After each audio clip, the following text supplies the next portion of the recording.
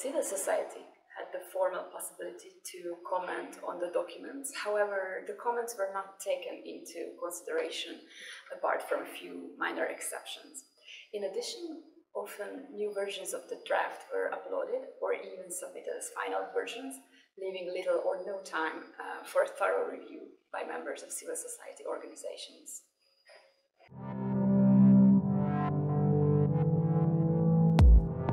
The partnership agreement, which still has not been approved at the time of shooting this video, describes the main challenges faced by Hungary correctly. The document has some forward-looking elements. For example, it presents the need to close the lignite mines in Hungary for reasons of air quality and climate protection, and recognizes that the fight against energy poverty is of paramount importance. The Environmental and Energy Efficiency Operational Program has several positive elements.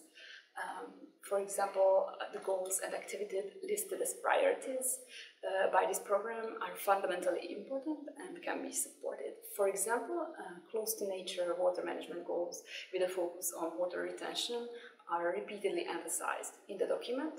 Also, 50% of all resources are planned to be spent on the 4 Hungarian regions, which are among the poorest 20 regions in the EU.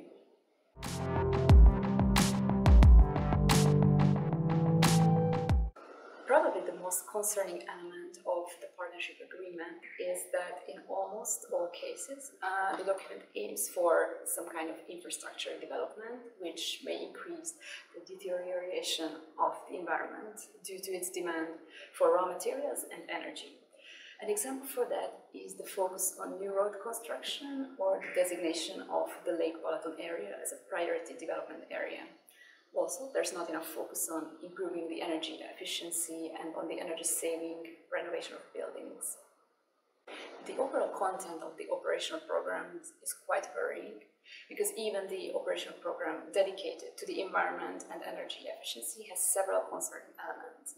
The indicators dedicated financial resources reflect extremely low ambition. For example, only 3.5% of this program's resources are dedicated to the protection of the environment and nature. In addition, the choice of indicators is often not adequate. For example, an indicator for the goal of circular economy is the number of supported enterprises, while this number doesn't give proper information about the actual quality of circular economy elements.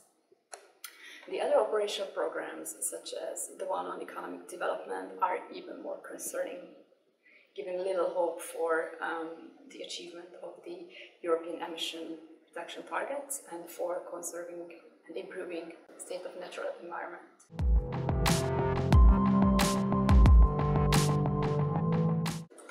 A €200 million loan was provided by the European Investment Bank for the development of Budapest Airport in 2018.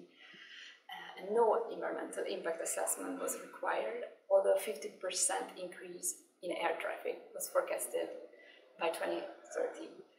This was possible because the project was divided into sub-projects approved in advance, and the cumulative impact of the project was ignored. In 2020, NGOs issued a complaint, and the investigation's findings confirmed the European Investment Bank's failure to address climate, noise, and air pollution impact.